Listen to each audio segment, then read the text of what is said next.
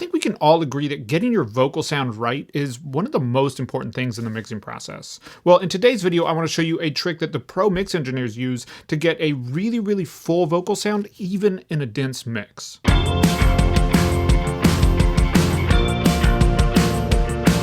Welcome back to the Band Guide. I'm your band guy, Colin, and the trick that we're looking at today is something called parallel vocal compression.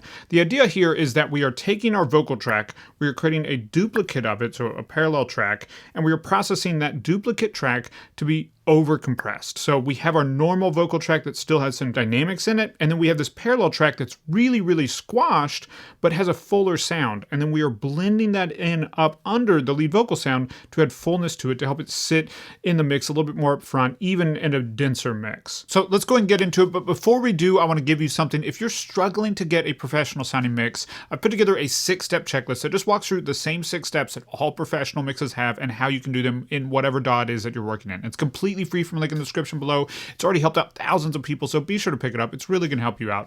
But let's go and get into today's trick where we're looking at parallel vocal compression. Let's start by just listening to an example of this in the context of a song so you can really hear what it's doing. So the way we set this up here, we have our lead vocal track, and this has all our typical processing on it. Our normal compression, our de-essing, our EQs, all that stuff are already on this lead vocal track. And then I've set up a duplicate of that vocal track. Now here in Logic, I'm using a bus to send it off so that it is just a little bit easier on my computer processing power, but you can do this in GarageBand as well without buses, and I'll show you that here in just a second. But the key thing about how we set this up is that we have the lead vocal track, and then we have this parallel compression track that's compressed way more. And notice how when I mute this track in the context of the mix, the vocal just gets thinner. It doesn't sound as upfront and present and full. And as soon as I bring it back in, it's fuller, it's more present, it kind of sits on top of the mix a little bit better.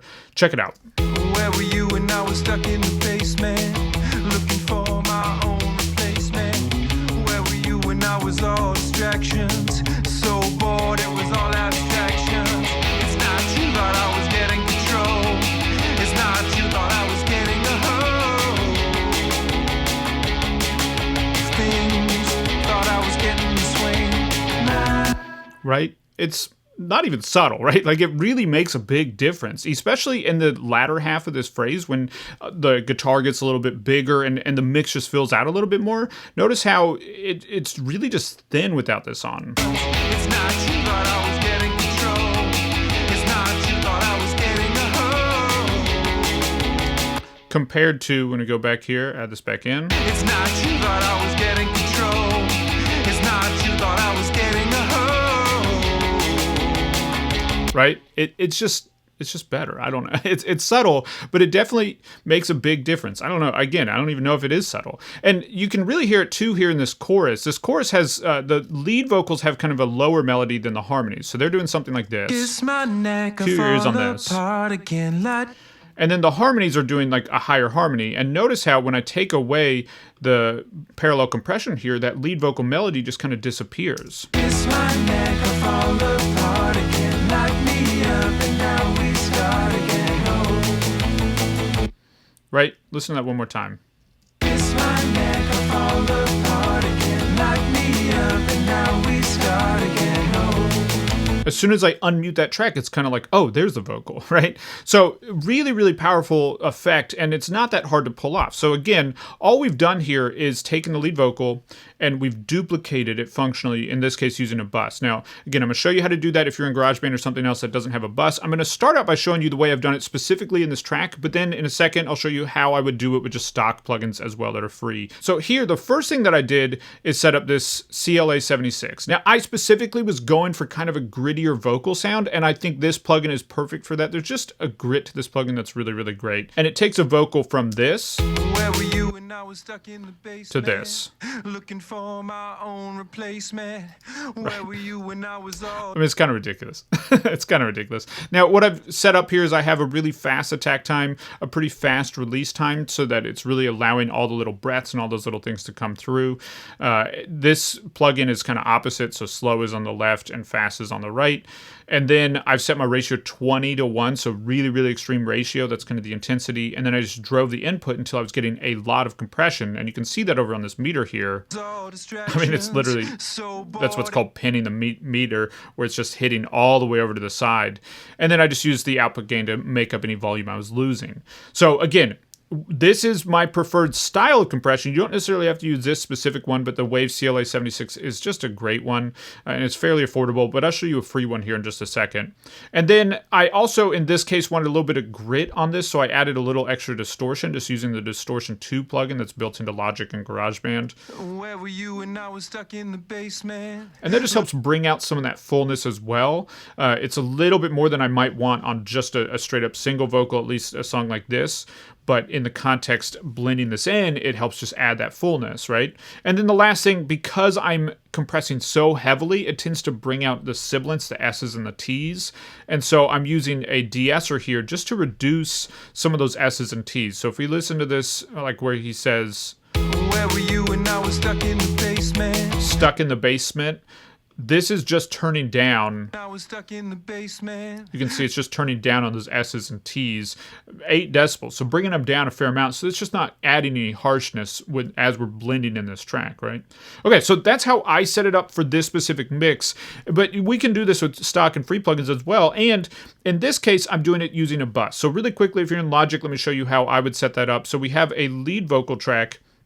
And down here under sends, I just went down to under send, under bus, and you can pick any of these. In this case, I'm using bus 20, and I titled it Vox P Comp. And then that's sending pre-fader, and that's really key. It's going to default to be post-fader or post-pan. You want this to be pre-fader. That means that if you have volume automation like I do on this lead vocal here, you can see there's volume automation turning up and down at moments. It's going to ignore that. It's going to be ignoring any volume changes on this fader. That way you get a consistent volume that you're compressing. So pre-fader is really key in my opinion on this. And then at that point, you're just sending this track, functionally duplicating it down to a parallel bus track. Really, really easy to set up. Now, if you're in GarageBand or something that doesn't have buses, the way that you can do this without buses is just hold the Option, click, and drag on your lead vocal once you've set up your processing. And now you've duplicated your lead vocal track with all the processing. I would turn off any effects here, so any reverbs or delays. So I would turn those off. And then I would retitle the track so that you don't get confused. So we'll just call this P Comp as well. And then just add a compressor plugin on here. So what I would recommend you grab is Analog Obsession Fetish. This is free from Analog Obsession. They do have a Patreon you can support them on. I highly encourage that you do if you can, if you have the means.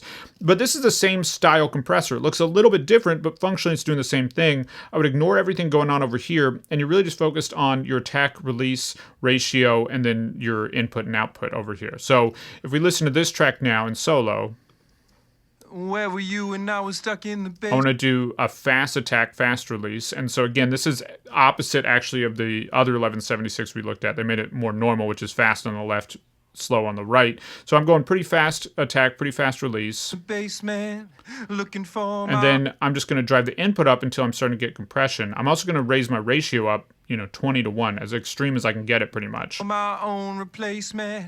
Where were you when I was all You'll notice the volume will start to turn down.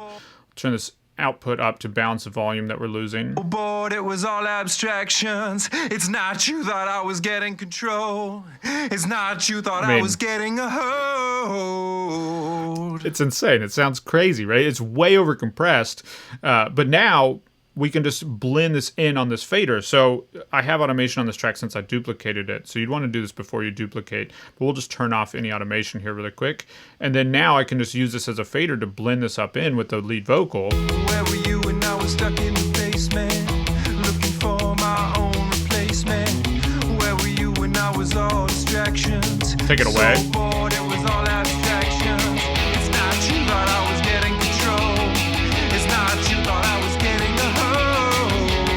Same exact effect, right? Now, you could also add some distortion to this, some de-assing, whatever you need to get this to sound great in your mix. It's really variable depending on what you're working on. So this isn't for every song. If you're working on a really soft song, you probably don't need this. But if you're working on a denser song and you're struggling to get that vocal to cut through, this might be the trick for you, right? And to be clear, this isn't instead of normal processing on the vocal, EQ, compression, all those things on the vocal. That's why it's so important to get the fundamentals right to begin with, which is why that 6-step checklist I mentioned at the beginning of this video is so important. important because this is a really cool trick, but it's just that. It's a trick. This is something that can help, but it's not that 90% of a mix. This is that 1 to 5% of a mix that really helps put it over the edge, but the mix is those fundamentals. So if you don't already have that 6-step checklist to a pro mix, be sure to grab it for free from the link in the description below. It's really going to help you out. Now, before you go, I'd love to hear from you. Have you heard of this trick before, and have you tried it? If not, are you going to try it in your next mix? Do you have a song that this would be right for? Let me know in the comments below. If this video was helpful, be sure to like, comment, subscribe, and I'll see you next week with another video. One thing at a time.